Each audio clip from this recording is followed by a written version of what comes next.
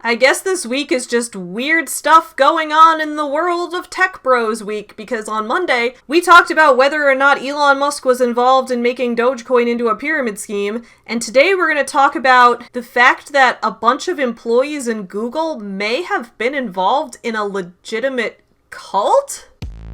Get you some nuts. There was lots of memes. Makes me wonder if I should take up lesbianism. Chicago. You guys asked for it.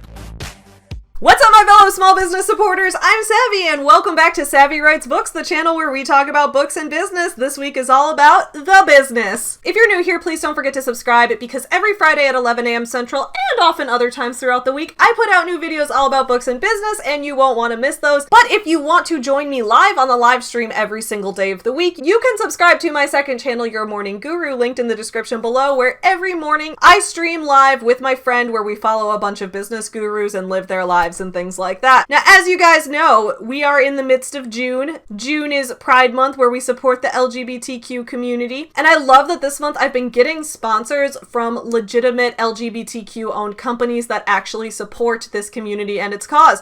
So that's why I'm really excited to tell you about today's sponsor. Guys, do you like this shirt? I love this shirt. This from today's sponsor. Today's video is sponsored by Naughty Dog Studio, an Etsy shop that's home of the clothing and merch line Wild Pride. Wild Pride features items that educate people about how the LGBTQ community isn't exclusive to humans. For example, my shirt right here features Thomas the bisexual goose. It says, can I read this? Thomas the goose raised 58 babies with his black swan partner Henry for 18 years. When Henry passed, Thomas fell in love with the black swan Henrietta. He had 10 babies with her before passing away at 40. Wow, dude. Thomas the Goose really got it. Good for him. The founder of this small business was inspired when, while trying to educate other people about LGBTQ topics, people kept saying, that's not natural behavior. This behavior doesn't exist in nature. Well, that's not only a rude thing to say, but it's also scientifically inaccurate. Founder Kenya Farron says, I made each design to show family-friendly facts about the LGBTQIA+ community in the wild, even naming well-known or famous animals in zoos and wildlife centers. If you're interested in checking out some of this cool merch, go to etsy.com/shop/naughtydogstudio or click the link in my description below. If you do choose to buy something, you'll be helping LGBTQ causes directly. 30% of profits from sales go to LGBTQ causes, including the Trevor Project. You guys know how much I love animals. Hello, you guys have seen Chewy, right? And supporting LGBTQ positive small businesses, especially during Pride Month, which is why I'm so excited that this particular shop chose to sponsor me. I received this shirt with Thomas the bisexual goose months ago, and it's honestly, it fits perfectly, it's high quality, it's held up, I love it so much. So again, check out the link in my description below to support Wild Pride from Naughty Dog Studios. Thank you so much for sponsoring today's video. Now let's talk about whether Google was running a cult. Google was not running a cult. Let me make that very clear. Google was not running a cult. A bunch of Google employees were involved in a cult that was separate from Google. Let's talk about it. So this article by Kevin Lloyd was published on Medium on June 16th, 2022, so just last week, and it's called The Cult in Google. I worked for Google for about 3.5 years as a video producer. I was fired because I raised alarm about a doomsday cult that dominated my former team there. Y'all, this was not on 2022 bingo. I was not expecting this. This is wild. Okay, let's talk about this. I don't know what's going on in this world anymore. I first joined Google in 2017 as part of Google Developer Studios, a production company within the heart of Google, making advertisements, instructional content, and produced events all for different teams within Google itself. I was fired from my team there in February of 2021 because I raised alarm about a cult within Google, a group called the Fellowship of Friends.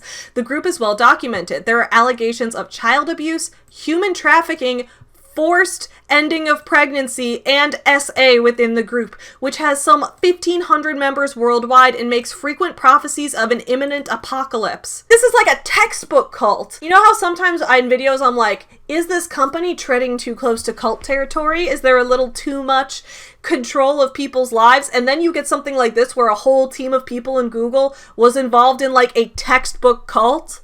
Like, this is like Children of God tier. Oh my God. The cult's members nominate my former team at Google through favoritism and cronyism, not to mention direct payments back to the cult, thus funding its activities. I believe that as a result of my complaints about the fellowship, I lost my job at Google.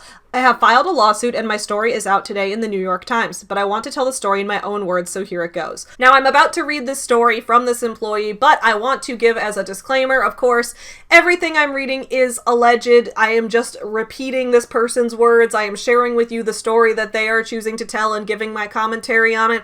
I do not have any special proof that anything did or did not happen. So, of course, take everything with a grain of salt. Don't take anything in this video to be legal advice ever or anything like that. I'm not a lawyer. I'm not an expert on any of these things. I'm just sharing information with you. Let's go. I first started working for GDS in 2017. I'd been recommended by my friend, who I'm going to refer to as Dan. Dan was also with GDS and I'd known him for over a decade. Before joining the team, I'd been working in entertainment as a producer. I'd continued that work at GDS, this time in tech. It was my first job out of LA and my first job making good money. I could grow into this role. I was excited for my future despite having left so much of my life in Southern California. When I showed up in Mountain View, I tried to get the lay of the land. I asked colleagues where they were from, where I should go, and what I should see. Most of them, including my boss and the director of our department, said they weren't from San Francisco or the Bay Area. Not unusual. I wasn't from the Bay Area either. What was unusual was that they were all from the same place, a town called Oregon House, which turned out not to be a city or an industry hub, but a small rural community about 150 miles north outside of Sacramento.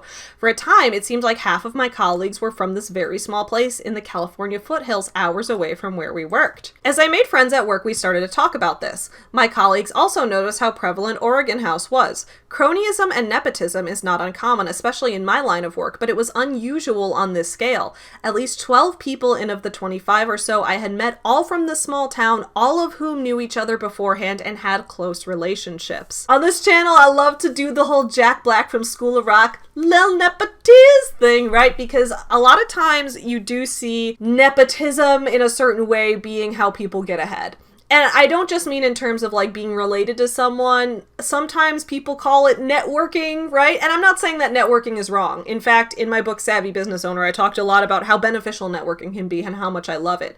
But in a lot of cases, knowing someone, being friends with the right person goes a lot farther and gets people's foot in the door a lot quicker than just, being the most qualified candidate for the job. I don't know how to fix this system. I think it's very broken. If anyone has any suggestions for how we can fix the entire system, for how we can overhaul late-stage capitalism so that I don't have to be a boss babe, leave it in the comments. The ties didn't end there either. GDS contributed a lot of business to Oregon House, mostly wine. Oregon House has a winery called Grant Marie, formerly Renaissance, from which we'd buy wine by the crate for the events we produced, between 9 to 12 a year. They'd even set up booths just to talk about their wine at these events. Events like the Google I/O After Party and the Android Summit, large events with thousands of guests. Sundar himself could have drank this wine. It was certainly served around him. The wine was our most consistent feature, and the invoices I've seen suggest we were buying hundreds of thousands of dollars worth every year just from Grant Marie. So that's interesting too. It seems like this is very embedded in there. This story is so interesting. I didn't much think of it until around late 2018, while at lunch before a shoot. I was speaking to my director of photography, a freelancer for that day, meaning someone who didn't regularly work with us. I asked him where he was from, and he told me he was from Grass Valley, a small city north of Sacramento. Oh, you're from the place everyone we work with is from, chimed my friend and coworker who was chatting for us. Oregon House, I clarified for my friend. After that, I saw the blood leave the freelancer's face. He was gravely serious. Oregon House isn't a town, he said. It's a cult. Dude! Also, shout out to the person who blew this open, because he is a fantastic writer. I'm assuming he's telling the truth. Again, it's alleged, but if he is telling the truth, his writing is really good. I see why he was hired to work in the video production department, because he is great at telling a story. I am gripped. We chatted uneasily for the remainder of our meal. He told my friend and I what he meant. A group called the Fellowship of Friends lived in Oregon House, a group that our colleagues were likely a part of. I asked my fill of questions, and it seemed like this person was pretty well versed on the Fellowship of Friends. But of course, I couldn't form a real impression from one conversation. I brushed it off and we moved on with the day. I pretended to forget. When I got home, I looked into it. The Fellowship of Friends was a real documented cult. I found support groups where ex-members talk about their time in the group, including discussions of SA and SA adjacent behavior towards minors. There were articles in the mainstream outlets dating from the 1990s that described them as a cult in the Los Angeles Times, the San Francisco Chronicle, and the Sacramento Bee, to name a few, including an in-depth piece on the group's cult wine. I even found episodes about them on a podcast aptly named Cults. This is right now on Your Morning Guru. It is Cults Week on our show. We're studying cults this week. This was like the perfect week for this to come out because we'll talk about this on the show. But yeah, we're studying cults this week because we just finished reading the book Cultish by Amanda Montell for our monthly book club. By the way, guys, I run a book club with my channel, Your Morning Guru, so every month we pick a book to read. This month, our book was Cultish by Amanda Montell. Highly recommend. Great book. It adds a lot of good supplementary material. If you've read any of Stephen Hassan's work, he's the guy that developed the BITE model. His book, The Cult of Trump, is really good, and if you read that in conjunction with this, you get a lot of good background information about what makes a cult, what causes people to join cults, how they form, what the characteristics are in identifying one, all of that kind of stuff. So it's really interesting that this just came out right now because this will be something to compare with that book as well. Maybe we'll see if there are any connections I can draw here. I believe the podcast that Amanda Montell, the author of Cultish, I believe her podcast is called Sounds Like a Cult. I can describe the cult in more detail. Some of this I learned long after I first looked up the Fellowship of Friends, including very recently through a detailed 6-part podcast called Revelations that's entirely focused on the cult. The Fellowship of Friends is a bizarre group. It claims to have hundreds of members and dozens of centers around the world, many in stately mansions outside major cities like Paris. They reportedly try to recruit in different countries. One of the things they became known for was placing bookmarks in metaphysical bookstores. Some members have described looking for guidance in a book, coming across a Fellowship of Friends bookmark, and joining the group as a result. See, that's the thing, dude. If you go to a store where the people shopping there believe in fate and believe that, you know, the universe is trying to tell them something and that they're manifesting things all the time, and you put a bookmark for something in a book and they find it and they're like, oh my god, this is a sign from the universe. That's manipulative. I remember at one time when I used to, like, when I first started my freelance editing work in 2016, and I was going around, you know, leaving my business cards at various small businesses. I dropped one on the train once, and I thought, like, what if someone found this on the train and then thought that it was fate and called me? I'm like, that would be kind of weird because I'm not one of those fate or manifestation people. But this seems like something that, like, they went and did that intentionally. Like, they actually went out and were like, all right, let's find people who believe that the universe is always sending them a sign, and then let's make it look like we're sending them a sign. Oh my god. The group puts a premium on high culture. At its headquarters in Oregon House, in a compound called Apollo, members describe studying philosophy, art, and music, watching ballet performances, and practicing the violin, all while working on the cult's natural wine vineyards.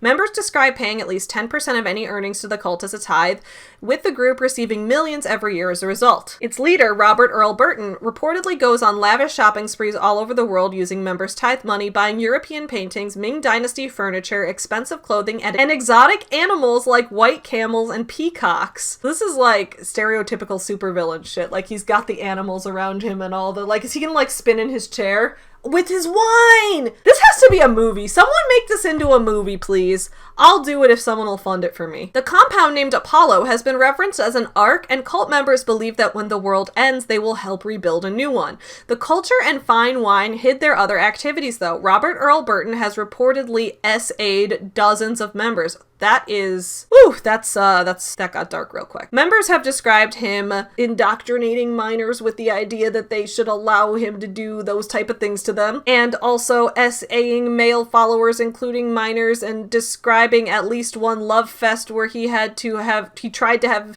I don't know how to read this without ties. Basically, this dude was doing SA. He was doing SA to the members, okay? He was doing non-consensual things. Oof, that's bad. Apparently, he did it to 100 people in a single day. He has settled a lawsuit by a member for SA. He reportedly forbade other members from doing it outside of marriage. One member described being fined $1,500 for having relations with a woman when they weren't married. Okay, so that's behavior control, right? We talk about the BITE model with cults: behavior control, information control, thought control, and emotional control.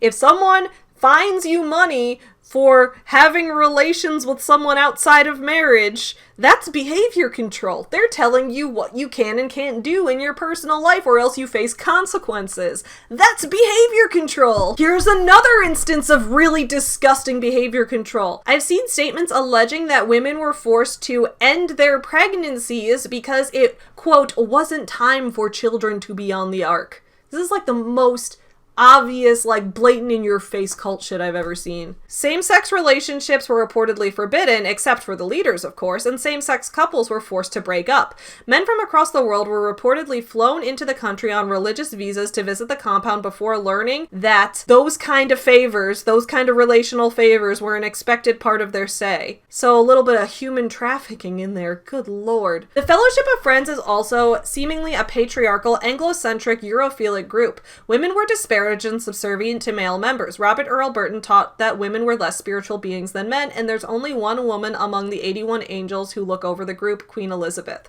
Its leaders were seemingly obsessed with white European culture. One former member called the culture white supremacist. Not only that, but there was pretty suggestive evidence that my colleagues were a part of it. I found property records of both my boss and the director of our department both listing Oregon House as an address. I found photos of both of them with the leader Robert Earl Burton. It was clear to me what was going on.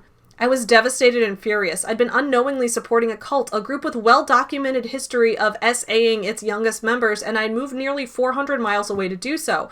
Worse, more than a dozen of my colleagues were seemingly in on it, people like my direct manager. I did not know who I could trust, but I resolved to do something. I thought, naively in hindsight, that if I could make people aware of this, there would be change. The first chance I got, I brought it up with my friend Dan, who was a manager within Google by this time, and more importantly, someone I knew wasn't in the cult. Within a week of my discovery, I spotted Dan in our office. I approached his desk and let him know that I had found out something very disturbing about a number of our colleagues. "I think I know what you're going to say," he said to my surprise. "Let's go off campus." So I drove us to a ramen shop in downtown Mountain View. He told me that he already knew about Oregon House. Another concerned manager had let it spill while drinking weeks earlier. People already knew, he said. That didn't surprise me. It would be hard not to raise suspicions that something was going on. But what did surprise me was how he dealt with it. He told me that the cult was a problem and he was horrified just as I was after initial research. Despite this, he had softened on them, at least as they existed within GDS. He liked our department lead, Peter, and said he was a good guy, despite what he was doing for the Fellowship of Friends. He felt he owed him for a recent promotion. At a certain point, he said he thought about both quitting and complaining up the ladder, but ultimately decided against either. He thought complaining could lead not only to the loss of his job, but the destruction of our whole department, the loss of all our jobs. GDS, in his mind, wasn't on steady ground. A revelation like this would be its end. He instructed me to keep quiet. He told me not to tell anyone and to tell anyone I had already informed to do the same. He reminded me again that if I complained about this, I could lose my job. Strangely, he threw in that Peter is a powerful guy. It was unsettling, to say the least. This is really, really disturbing. This is, like, incredibly disturbing. And I know that one of the things we talk about a lot on this channel is how big companies have way too much power and how, you know, big companies growing more and more is only giving them more power. We know that in a capitalist world, money equates to how much power you have to do things and how much power you have over other people. And it shouldn't. But again, I don't know how to fix the whole thing. But this is the perfect example of that. We're seeing a thing where people are scared of losing their jobs. And this guy, Dan, I don't know enough about Dan. On the one hand, you could say Dan is maybe a shitty guy because he seems to be complicit in this. On the other hand, Dan is maybe terrified of losing his job, his livelihood, his way of supporting his own family, things like that. So it's kind of scary that there's this looming threat of, if something genuinely horrible is going on that is ruining people's lives and you want to open that up, if you want to take action against that, you could lose your only means of supporting yourself. That's really terrifying that that's the world we have to live in. My anxiety reached new levels. I thought there was a path forward, but now I felt trapped. I started looking for other work. As Dan had said, there weren't a lot of options, good or otherwise, for people working in video productions in the Bay Area. Had work, but now it involved keeping quiet about a destructive cult, a doomsday cult, growing in influence in our department.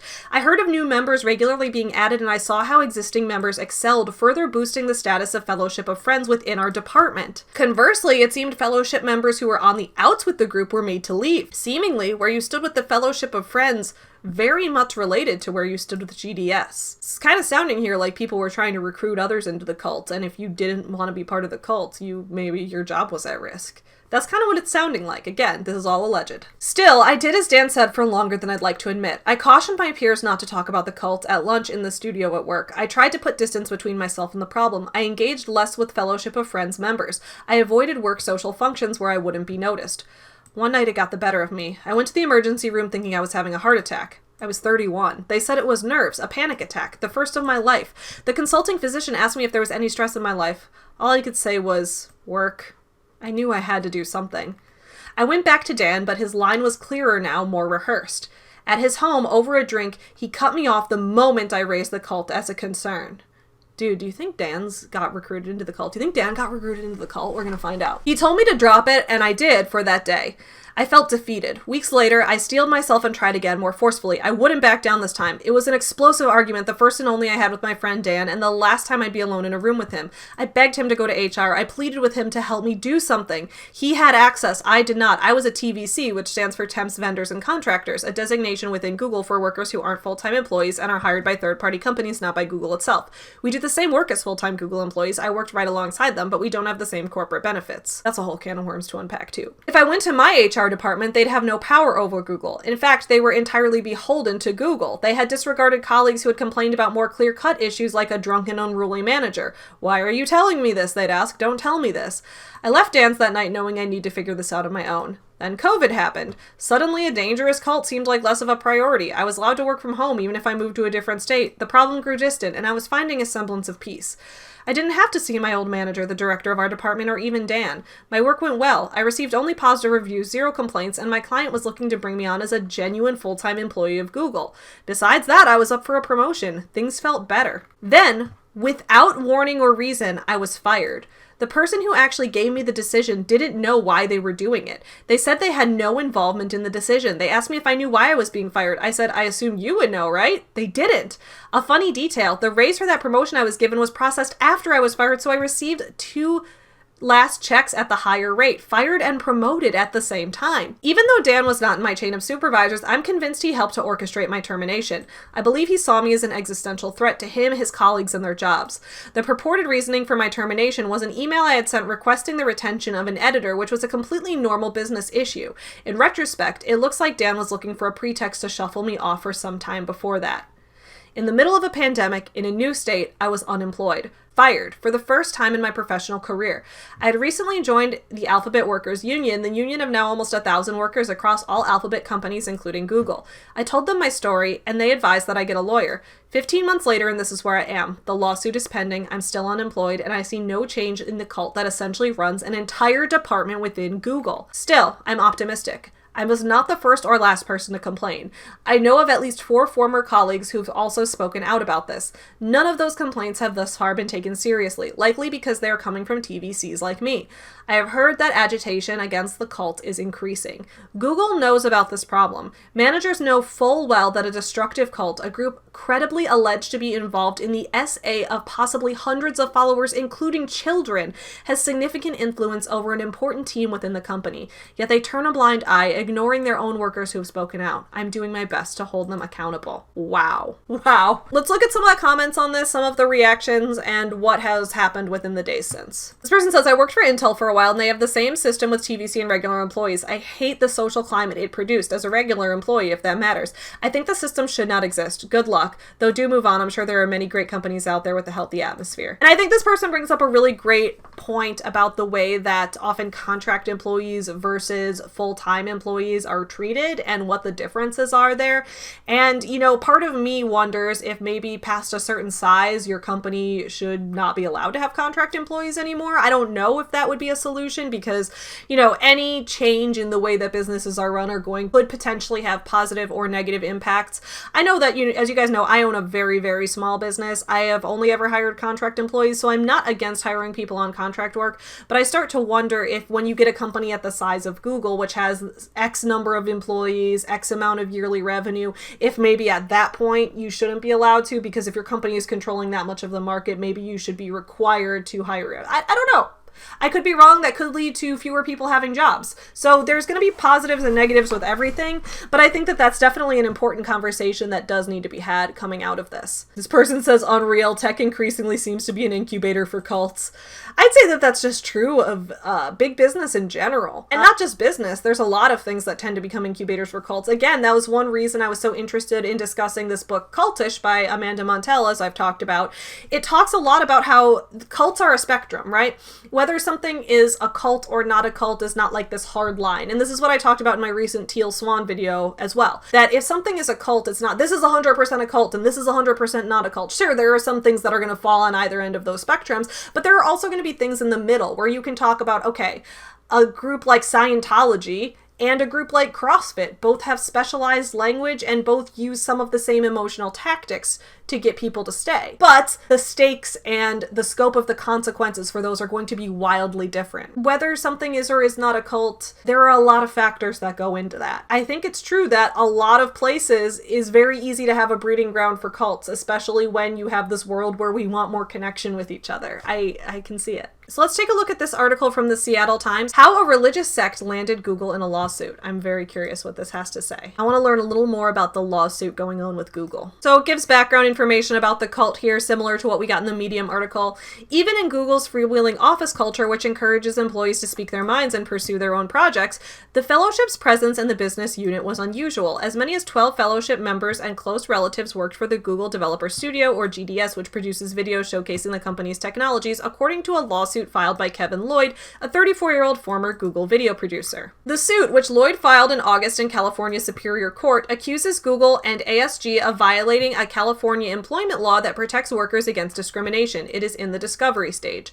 The New York Times corroborated many of the lawsuit's claims through interviews with 8 current and former employees of the Google business unit and examinations of publicly available information and other documents.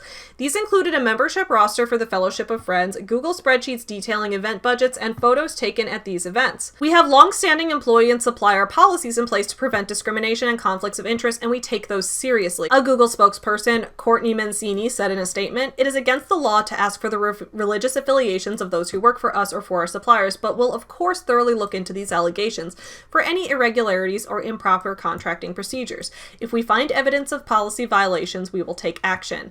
Dave Van Hoy, ASG's president, said in a statement that his company believed in the principles of openness, inclusivity, and equality for people of all races, religions, gender identification, and above all, non-discrimination.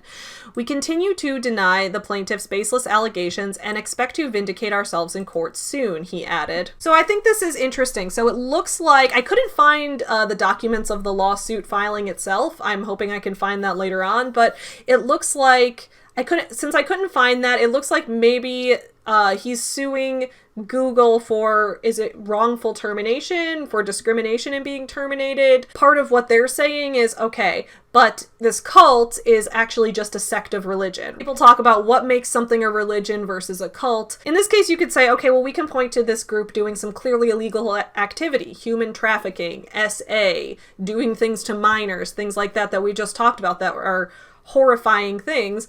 Maybe, I don't know if it's that there's no proof for these things. I don't know if it's that there hasn't been a lawsuit about these things. I don't know. This is just a wild story to see this developing. So it says here, the Google Developer Studio is run by Peter Lubbers, a longtime member of the Fellowship of Friends. A July 2019 fellowship directory obtained by the Times lists him as a member. Former members confirmed that he joined the fellowship after moving to the United States from the Netherlands. Under Lubbers, the group brought in several other members of the fellowship, including a video producer named Gabe Pannell.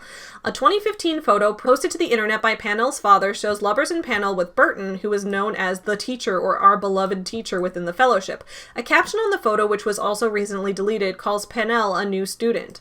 Echoing claims made in the lawsuit, Eric Johansson, a senior video producer who has worked for the Google Developer Studio since 2015 through ASG, said the team's leadership abused the hiring system that brought workers in as contractors. They were able to further their own aims very rapidly because they could hire people with far less scrutiny and a far less rigorous onboarding process than if these these people were brought on as full-time employees, he said. It meant that no one was looking very closely when all these people were brought on from the foothills of the Sierras. Lloyd said that after applying for his job, he had interviewed with Pennell twice and that he had reported directly to Pennell when he joined a 25-person Bay Area video production team inside GDS in 2017. He soon noticed that nearly half of this team, including Lubbers and Pennell, came from Oregon House. Google paid to have a state-of-the-art sound system installed in the Oregon House home of one fellowship member who worked for the team as a sound designer, according to the suit.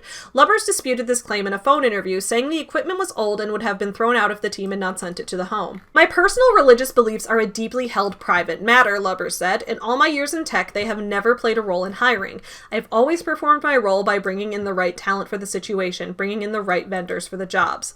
Lubbers said ASG, not Google, hired contractors for the GDS team, adding that it was fine for him to encourage people to apply for those roles, and that in recent years the team has grown to more than 250 people, including part-time employees. Lloyd brought much of this to the attention of a manager inside the team, he said, but he was repeatedly told not to pursue the matter because Lubbers was a powerful figure at Google and because Lloyd could lose his job according to the lawsuit. He said he was fired in February 2021 and not given a reason.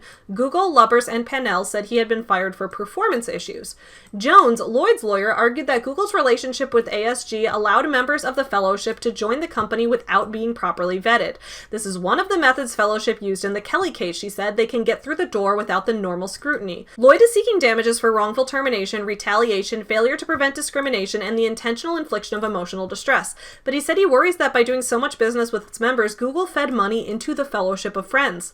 Once you become aware of this, you become responsible, Lloyd said. You can't look away. Wow, this story. Oh my god. Wow, well that was way worse than I even expected going into this. I hope you guys learned something from this video. I'm curious what all your thoughts are. Please let me know in the comments below. I'm going to be following this lawsuit as well as the one I talked about on Monday with Elon Musk. I'm going to be following these as they unfold and seeing what more can happen. But on Friday, I will have another Boss Babe style business guru course review video for you guys because this week is all about business. And speaking of small businesses to support during Pride Month, thank you again to my sponsor, Wild Pride, for this awesome t-shirt and for sponsoring this video. Guys, check them out, linked in the description below. I will see you guys again tomorrow on Your Morning Guru and Friday on this channel for a new video. But in the meantime, don't forget to support small businesses and have a fantastic day. Bye!